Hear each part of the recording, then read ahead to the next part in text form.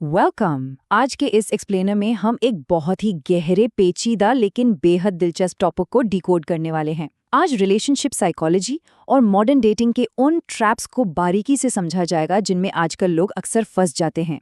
इस विषय की गहराई में उतरना वाकई बहुत ही आई ओपनिंग होने वाला है। चलिए फटाफट देखते हैं कि आज हम किन 5 अहम पड़ावों से गुजरने वाले हैं।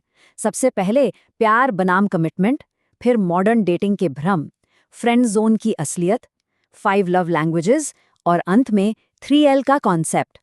आगे बढ़ते हैं। शुरुआत एक बहुत ही बेसिक लेकिन बहुत ज़रूरी सवाल से करते हैं।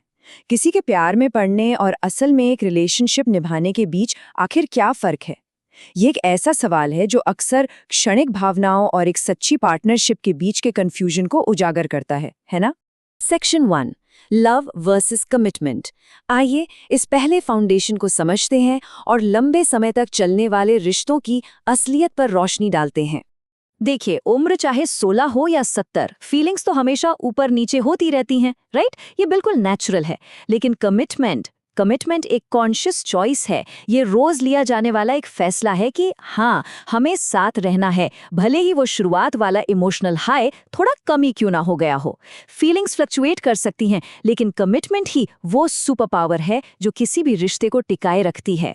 Section 2, modern dating illusions. चलिए आज की डेटिंग दुनिया के कुछ बड़े जालों की बात करते हैं, जिसकी शुरुआत डिजिटल दुनिया के मिथकों से होगी। आजकल सोशल मीडिया ने ना एक परफेक्ट पार्टनर का ऐसा भ्रम पैदा कर दिया है जो असलियत में कहीं एग्जिस्ट ही नहीं करता। वो स्क्रीन पर दिखने वाले फिल्टर्स और नकली उम्मीदें इंसान को रियलिटी से बहुत दूर ले जाती हैं। सच तो ये है कि एक जेन्युइन कनेक्शन डिजिटल परफेक्शन से नहीं, बल्कि वास्तविकता और एक दूसरे की कमियों को एक्सेप्ट करने से बनता है। और ये स्लाइड बहुत ही शानदार तरीके से दिखाती है कि कैसे किसी भी बॉन्ड को नेचुरली आगे बढ़ाया जाए, वो भी बिना जल्दबाजी किए। स्टेप 1, इनिशिएशन, यानी बस नॉर्मल बातचीत करना।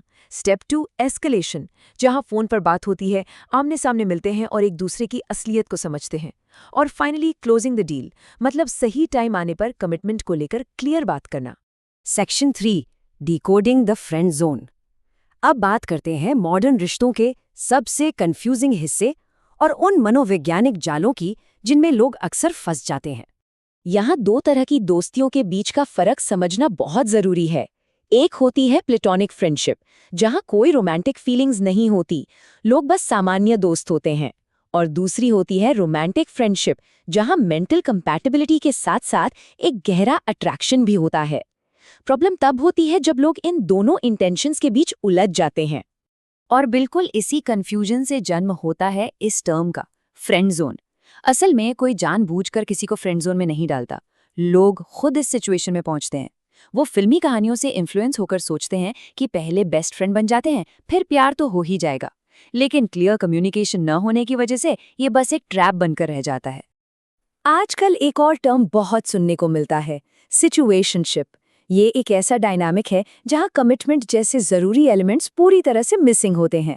हो सकता है अट्रैक्शन हो, लेकिन डीप बॉन्डिंग या फ्यूचर गोल्स ना हो। ये बहुत ही कंफर्टेबल लेकिन एकदम रुकी हुई स्थिति होती है।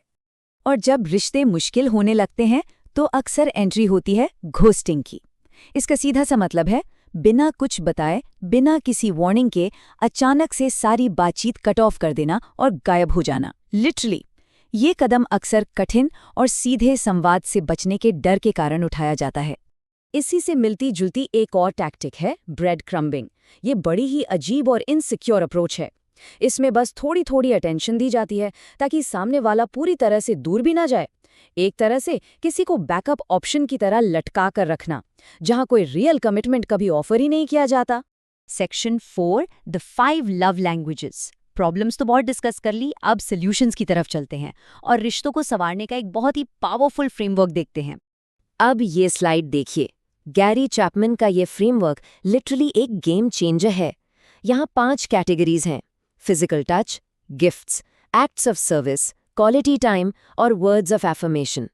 इंटरेस्टिंग बात यह है कि हर इंसान प्यार को अलग तरीके से महसूस करता है। अगर 2 लोग अलग अलग लव लैंग्वेज बोलते हैं तो सारी कोशिशें बेकार हो जाती हैं और ऐसा लगता है जैसे प्यार की कद्र ही नहीं हो रही। इसीलिए ये डिस्कवर करना बिल्कुल क्रूशियल है कि पार्टनर की लव लैंग्वेज आखिर है क्या, ये किसी भी रिलेशनशिप के लिए एक अल्टीमेट रूल बुक की तरह काम करता है। जब ये समझ आ जाता है कि कौन सी भाषा सामने वाले को सच में वैल्यूड फील कराती है, तो गलतफहमियां अपने आप दूर हो जाती हैं। Section 5 the 3 Ls। अब बात करेंगे एक लॉन्ग लास्टिंग और पैशनेट बॉन्ड के अल्टीमेट ब्लूप्रिंट की। लेकिन इस शानदार कॉन्सेप्ट को समझने से पहले क्या कभी दिमाग में ये सवाल आया है कि 10 या 15 साल पुराने इतने लंबे चलने वाले रिश्ते भी अचानक फेल क्यों हो जाते हैं? चलिए इस रहस्य से पर्दा उठाते हैं। आइए देखते हैं ये कैसे काम करता है। पहला L है लॉजिक, यानी मेंटल कंपैटिबिलिटी, शेयर किए गए गोल्स और एक गहरी दोस्ती। अगर दोनों के गोल्स ही अलग हैं या लोग साथ बैठकर किसी भी टॉपिक पर आराम से बात नहीं कर सकते, तो वो रिश्ता टिक नहीं सकता। लॉजिक का स्ट्रांग होना सबसे पहली और सबसे जरूरी शर्त है। दूसरा L है लव। ये रिलेशनशिप का इमोशनल कोर है, जहां एक गहरी केयर और डिवोशन शामिल होता है। बिना कुछ कहे भी पार्टनर की फीलिंग समझ जाना और एक दूसरे की खुशी को प्रायोरिटी बनाना, यही असल प्यार का रूप है। और तीसरा L है लस्ट। जी हाँ, इसका मतलब है पार्टनर के प्रति वो फिजिकल और एनर्जेटिक अट्रैक्शन। जब लोग अपने पर्सनल अपीयरेंस या ड्रेसिंग सेंस पर ध्यान देना छोड़ देते हैं, तो वो केमिस्ट्री खत्म होने लगती है। और सच तो ये है कि लंबे रिश्तों के टूटने का ये एक बहुत ही बड़ा और कॉमन रीजन होता है। अब इन सब चीजों को समझने के बाद एक फाइनल और सबसे बड़ा सवाल उठता है, सही पार्टनर को आखिर अट्रैक्ट कैसे किया जाए? इसका जवाब कहीं बाहर नहीं, बल्कि खुद अपने अंदर और सेल्फ डेवलपमेंट में छिपा है। इस स्लाइड में एक बहुत ही प्रैक्टिकल तरीका है। करना क्या है, एक कागज पर उन सभी खूबियों की लिस्ट बनाइए जो एक पार्टनर में चाहिए, और साथ ही उन बातों को भी लिखिए जो बिल्कुल बर्दाश्त नहीं की जा सकती, यानी रेड फ्लैग्स।